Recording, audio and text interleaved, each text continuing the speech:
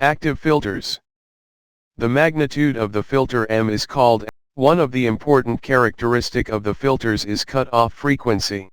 Passband is the range of frequencies that are allowed by the filter without on the frequency of signals that they allowing through them.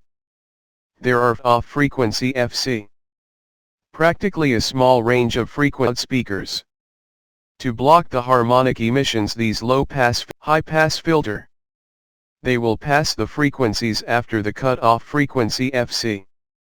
In practical case a negligible frequencies below the cut-off range is allowed by the filter. This is as shown below.